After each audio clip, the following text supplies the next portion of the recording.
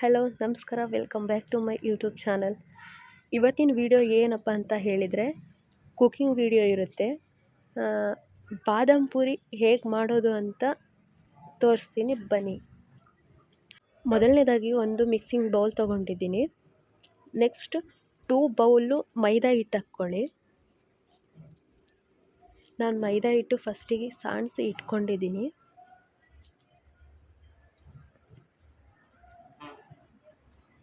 ನಾನು ಸ್ವಲ್ಪ ಅರಿಶಿನ ಪುಡಿ ಹಾಕ್ಕೊತಿದ್ದೀನಿ.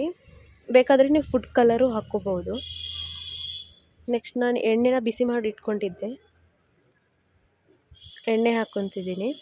ಅದು ಬಿಸಿ ಎಣ್ಣೆ ಇರುತ್ತಲ್ಲ, ಸೊ ಹಾಗಾಗಿ ಕೈಯಿಂದ ಮಿಕ್ಸ್ ಮಾಡೋಕ್ಕಾಗಲ್ಲ. ಸ್ವಲ್ಪ ಸ್ಪೂನಿಂದ ಮಿಕ್ಸ್ ಮಾಡ್ಕೊಂಡು ನೆಕ್ಸ್ಟು ಸ್ವಲ್ಪ ಸಾಲ್ಟ್ ಹಾಕ್ಕೊಳ್ಳಿ. ಸಾಲ್ಟ್ ಹಾಕ್ಕೊಂಡು ಕೈಯಿಂದ ಮಿಕ್ಸ್ ಮಾಡಿ. ಎಣ್ಣೆ ಮತ್ತು ಆ ಹಿಟ್ಟು ಚೆನ್ನಾಗಿ ಮಿಕ್ಸ್ ಆಗಬೇಕು. ಎಣ್ಣೆ ಹಾಕೋದ್ರಿಂದ ಅದು ಚೆನ್ನಾಗಿ ಬಬಲ್ಸ್ ಬರುತ್ತೆ ಮತ್ತು ಪೂರಿ ಉಬ್ಬುತ್ತೆ. ಚೆನ್ನಾಗಿ ಮಿಕ್ಸ್ ಮಾಡ್ಕೊಳ್ಳಿ.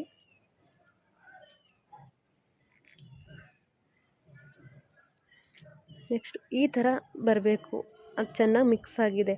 ಸೊ ಹಾಗಾಗಿ ಆ ಥರ ಉಂಡೆ ಥರ ಬರ್ತಿದೆ, ಆ ಥರ ಉಂಡೆ ಬರಬೇಕು.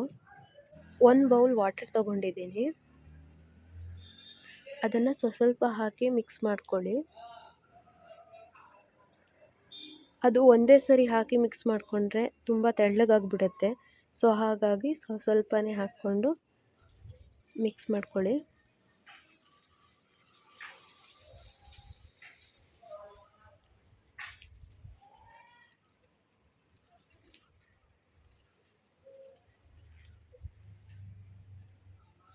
ನೋಡಿ,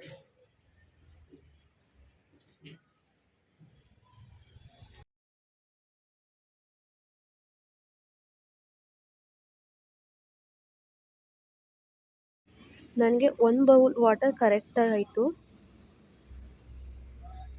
ನೋಡಿ ಯಾವ ಥರ ಆಗಿದೆ. ಈಗ ನಾವು ಪೂರಿಗೆ ಯಾವ ಥರ ಮಾಡ್ಕೊತೀವಲ್ಲ ಆ ಥರ ಮಾಡ್ಕೋಬೇಕು. ಜಾಸ್ತಿ ತೆಳುನೂ ಮಾಡಬಾರ್ದು, ಜಾಸ್ತಿ ಗಟ್ಟಿನೂ ಮಾಡಬಾರ್ದು. ಸ್ವಲ್ಪ ಹೊತ್ತು ಮುಚ್ಚಿಟ್ಟು ಈಗ ಪಾಕ ಹೇಗೆ ಮಾಡೋದು ಅಂತ ನೋಡೋಣ ಬನ್ನಿ. ಒಂದು ಪ್ಯಾನ್ ಇಟ್ಕೊಂಡು ಅದರಲ್ಲಿ 2 ಬೌಲಷ್ಟು ಶುಗರ್ ಹಾಕ್ಕೋಬೇಕು.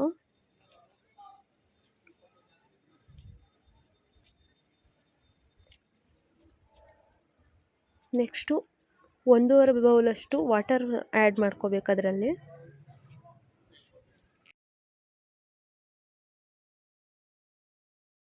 ಏಲಕ್ಕಿ ಪುಡಿ ಹಾಕ್ಕೋಬೇಕು ಸ್ವಲ್ಪ. ಈಗ ಮಿಕ್ಸ್ ಮಾಡ್ಕೊಳ್ಳಿ.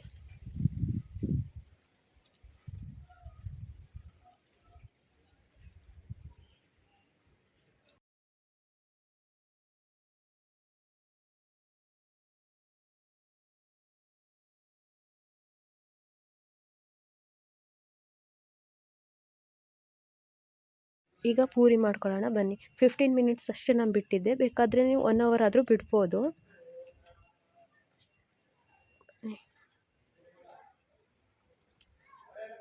ನೋಡಿ ಎಷ್ಟು ಸ್ಮೂತಾಗಿ ಬಂದಿದೆ. ಇದೇ ಥರ ಮಾಡ್ಕೋಬೇಕು. ನೆಕ್ಸ್ಟು ನಾನು ಚಾಕುವಿಂದ ಕಟ್ ಮಾಡ್ಕೊತಿದ್ದೀನಿ, ಯಾಕಂದರೆ ಎಲ್ಲ ಪೂರಿನೂ ಒಂದೇ ಸೈಜ್ ಬರುತ್ತೆ. ಸೊ ಹಾಗಾಗಿ ನಾನು ಕಟ್ ಮಾಡ್ಕೊತಾ ಇದ್ದೀನಿ.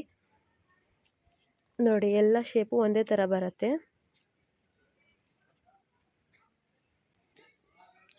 ಪೂರಿನ ಜಾಸ್ತಿ ತೆಳುವಾಗೂ ಮಾಡಬಾರ್ದು, ದಪ್ಪವಾಗೂ ಮಾಡಬಾರ್ದು, ಮೀಡಿಯಮ್ ಆಗಿ ಮಾಡಬೇಕು. ನೋಡಿ ಈಗ ಯಾವ ಥರ ಫೋಲ್ಡ್ ಮಾಡ್ತಿದ್ದೀನಿ. ಆ ಎಡ್ಜಲ್ಲಿ ಸ್ವಲ್ಪ ಪ್ರೆಸ್ ಮಾಡಬೇಕು. ನೆಕ್ಸ್ಟು ಸ್ವಲ್ಪ ಉದ್ಕೊಳ್ಳಿ ಮುಂದೆ, ಯಾಕಂದರೆ ಅದು ಹಂಗೆ ಬಿಟ್ಟರೆ ಅದು ಓಪನ್ ಆಗಿಬಿಡತ್ತೆ. ನಿಧಾನಕ್ಕೆ ಪ್ರೆಸ್ ಮಾಡಿ. ನೋಡಿ ಯಾವ ಥರ ಲೇಯರ್ ಆಗಿ ಬಂದಿದೆ. ಇದೇ ಥರ ಮುಂದ್ಗಡೆ ನಾವು ಯಾವುದೇ ಕಾರಣಕ್ಕೂ ಅದನ್ನು ಪ್ರೆಸ್ ಮಾಡಬಾರ್ದು.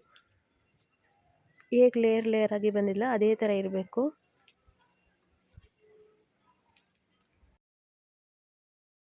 ನಾನು ಪೂರಿನ ಮಾಡಿ ಇಟ್ಕೊಂಡಿದ್ದೀನಿ, ಒಂದೇ ಸರಿ ಮಾಡ್ಬೋದಲ್ಲ. ಸೊ ಹಾಗಾಗಿ ನಾನು ಮಾಡಿ ಇಟ್ಕೊಂಡಿದ್ದೀನಿ.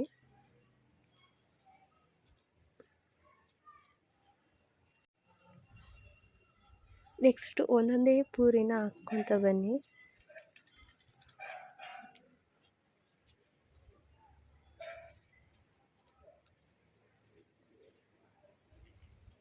ನೋಡಿ ಪುರಿ ಯಾವ ಥರ ಉಬ್ತಿದೆ.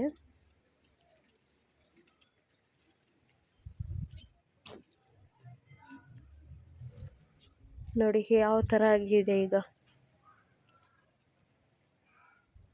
ಎಷ್ಟು ಚೆನ್ನಾಗಿ ಉಬ್ಬಿದೆ. ಈ ಥರ ಉಬ್ಬಿಬೇಕು.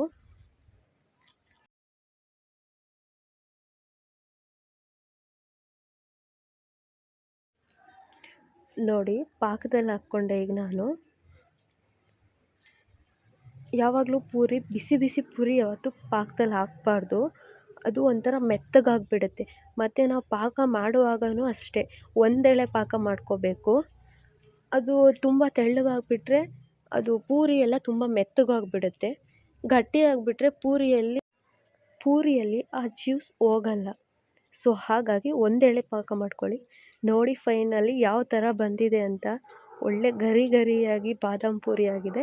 ನೀವು ಮನೇಲಿ ಟ್ರೈ ಮಾಡಿರಿ, ಖಂಡಿತ ಚೆನ್ನಾಗಿ ಬಂದೇ ಬರುತ್ತೆ. ನೋಡಿ ಈ ಥರ ಬಂದಿದೆ.